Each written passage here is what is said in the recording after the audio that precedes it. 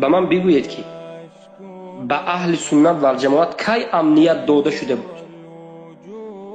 کی به اهل سنت امنیت داده شده بود که این امنیت مطلوب میتیم دهنت به اومدگی را بگو، هر چیزی که در مذهبت هست بگو، حق بگو، قرآن و سنت و مذهب سلف بگو. من به یک تاریخ بیام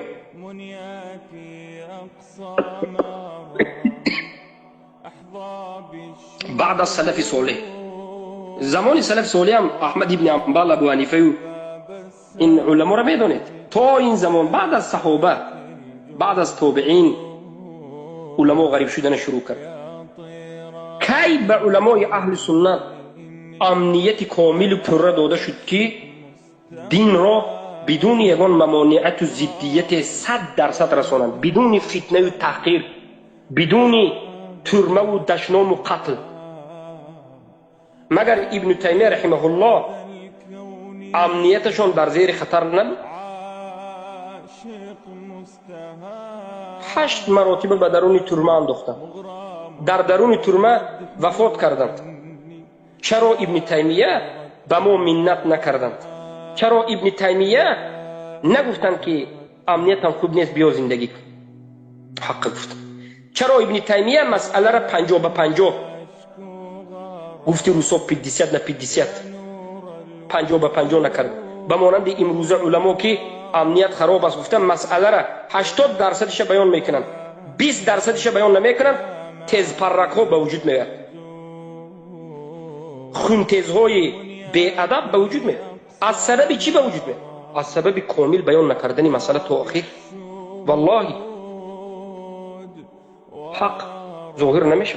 تو وقتی که الله در بالای عرش گفتی، تو باید بگویی که کسی که این انکار کنه کافر است.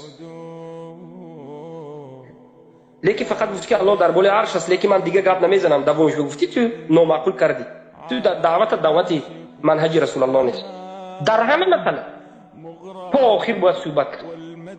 سبب تمام علمایی که عذاب کشیدند، به سرشون فتنه اومد، به خاطر چی بود؟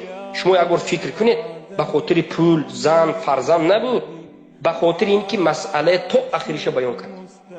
ابن تیمیه را یک بار به خاطر 3 طلاقه که گفتن که 3 طلاق 1 طلاق است برده ترمه کرد. ابن تیمیه میتونستن که بگن که مسئله اجتهادی فقهی است، من باب مصلحه و مفسده و امنیت این روزه، امنیت به درست نیست، بیا همین 3 طلاق را 3 طلاق یا سکوت میکنیم. نگفتن حق. ابن تیمیه رحمه الله گفتن امروز دلیل های ذکر کردن، امروز یگان عالم طالب علم نیست مگر میگردد به ابن تیمیه یا ابن قیم الجوزی. الله رحمتش کند که خودش فدا کرد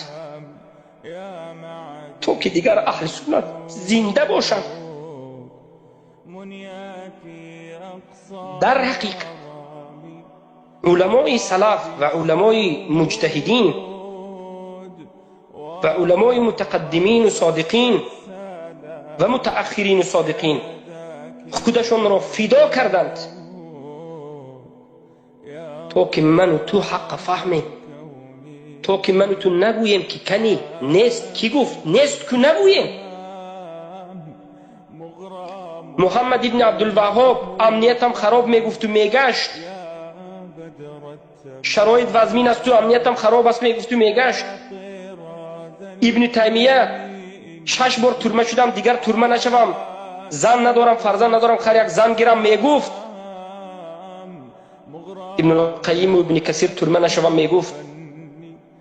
ابن جریر طبری تنها نمانم میگفت. ابن بطه در حولی خواهرم تنها به جنازه گورانیده نشوم میگفت. امام بخاری تنها در خانه 4 سال به کس نمورم میگفت. امروز حق به ما کی میرسون؟ برای همین اکنون من سخن شیخ الاسلام رو فهمیدم. چندین سال پیش خوندم شیخ الاسلام میگه اگر من ساکت بمانم و تو ساکت بمانی از بیان حق، پس چی کسی میخواهد که این جاهلانی که خود را مسلمان و امت اسلام میگه اینها را راهنمایی به سوی حق بکن؟